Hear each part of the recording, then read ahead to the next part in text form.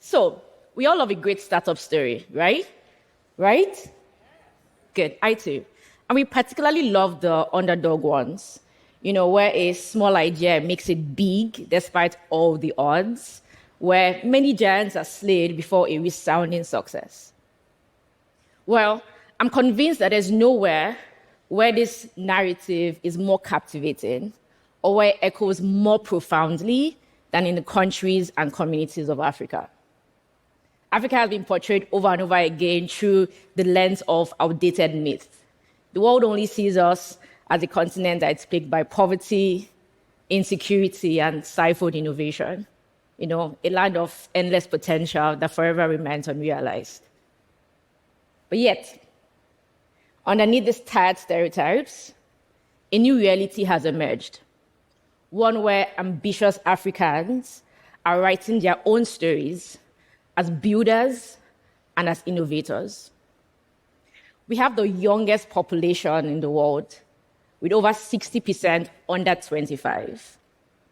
And this youthful energy, combined with increasing access to technology as we see it today, has become the perfect recipe for a tech revolution. We are no longer waiting for the future. We are actively constructing it. See, our greatest resource is not the gold, the oil, the diamonds, the platinum. It has always been the people. How do I know this? I spent the last couple of years bringing African tech talents, founders, and funders together through events I organize, and also hosting a series on YouTube called Founders Connect. Through Founders Connect, I have interviewed over 80 African tech entrepreneurs who share their stories with me, their lessons, their challenges, their victories. So I'll tell you some of those stories. One of that is one of Nigeria's tech matriarchs. Her name is Funke Okpeke. We call her Auntie Funke.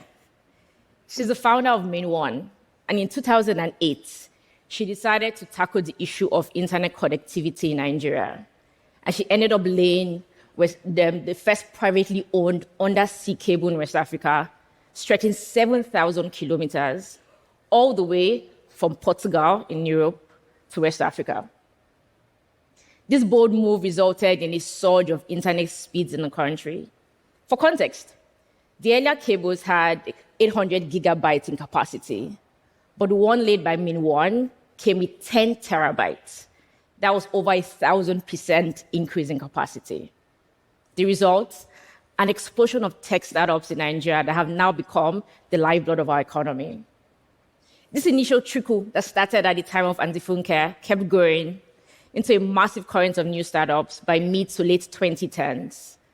An example is another of my favorite stories, Piggyvest.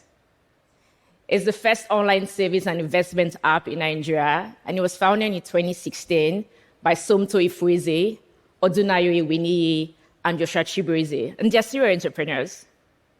Piggyvest has helped over 4.5 million Nigerians to save well over $1.4 billion. That's a lot of money. Imagine the impact they have made in the lives of people. And the momentum kept going and going and going, even further in 2020, when Paystack, a company that helps businesses get paid easily online, became one of Africa's biggest startup stories. The founders, Ezra Olubi and Shola Kilade, were the first Nigerians to get into Y Combinator. And in 2020, when they sold their company to Stripe for $200 million, they made a lot of money for themselves, obviously. But also, they returned 1,400% ROI to their early backers, many of whom were local investors in the country, thus giving money back to the ecosystem that has allowed them to invest in more companies. And they sparked a renewed belief in just how big Nigeria's companies could go. I think that if the earlier pioneers like Auntie Funke lit a spark, what Paystack did was that they set a raging fire across the entire Nigerian ecosystem. Because their acquisition did not just raise headlines, it also resulted in the Paystack mafia. It's similar with the PayPal mafia, right? Very similar, as they've gone to create iconic companies, there are now at least 10 former Paystack staffers that have spun out their own ventures. They're building fantastic solutions in open banking tech talent outsourcing, they're building fintech neobanks, they're building on-demand food and grocery solutions. They're basically pushing the boundaries of what is innovation in Africa. 15 years ago, the tech in Nigeria was so nascent that people say it was practically non-existent. But I kid you not, if you walk through the streets of Lagos today, you see a ton of young people who are attending tech conferences, who are collaborating in co-working spaces, who are brainstorming ideas in cafes.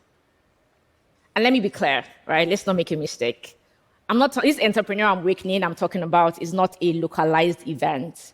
It's a Pan-African revolution. Because what is happening in Lagos today, it's happening across the entire continent. In East Africa, there are companies like Tigwa Foods that is connecting consumers, vendors, and suppliers to high-quality products, food, and retail services.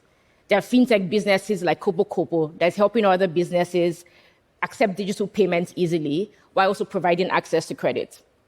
In South Africa, companies like Stitch are pushing the frontiers in areas like open banking.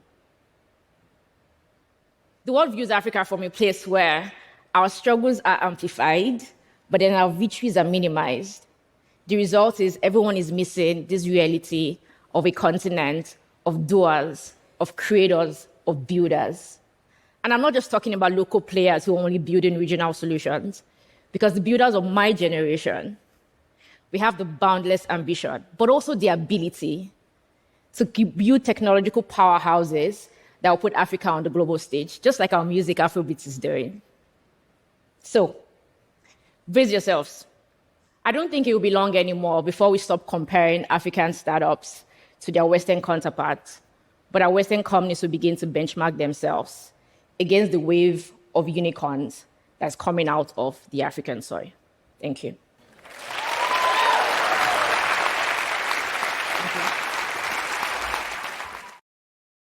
恳请点赞、订阅我们的频道，一起学习演讲中的实用英语。